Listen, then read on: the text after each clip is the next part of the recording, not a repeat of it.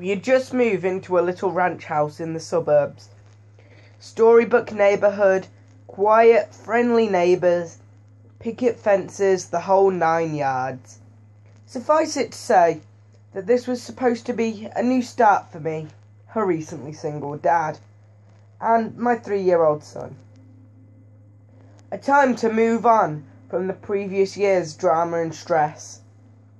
I viewed the thunderstorm as a metaphor for this fresh start. One last show of theatrics before the dirt and grime of the past would be washed away. My son loved it anyway, even with the power out. It was the first big storm he had ever seen. Flashes of lightning flooded the bare rooms of our house, imparting unpacked boxes with long creeping shadows, and he jumped and squealed as the thunder boomed. It was well past his bedtime before he finally settled down enough to go to sleep. The next morning I found him awake in bed and smiling. "I watched the lightning at my window," he proudly announced. A few mornings later he told me the same thing. "You're silly," I said.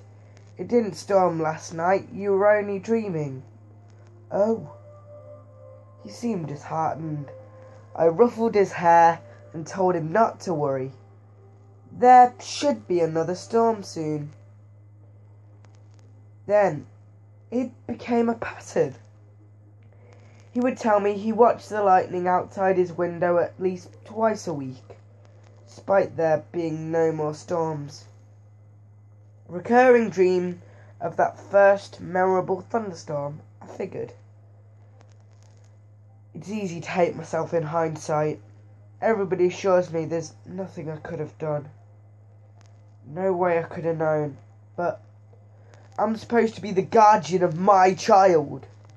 And these are useless words of comfort.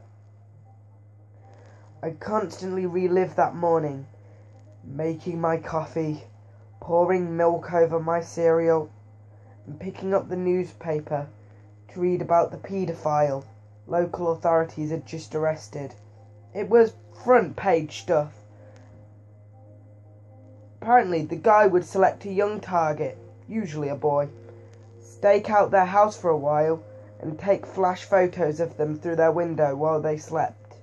Sometimes he did more. My stomach sank as the connection was made. At the time, it was merely something from a child's imagination. In retrospect, it is the scariest thing I've ever heard. About a week before the predator was caught, my son came up to me in his pyjamas. "Guess what?" he asked. "What?" I politely replied. "No more lightning at my window." I played along. "Oh, that's nice. It finally died down, huh?" "No! Now it's in my closet!" I've yet to see the photos the police have collected.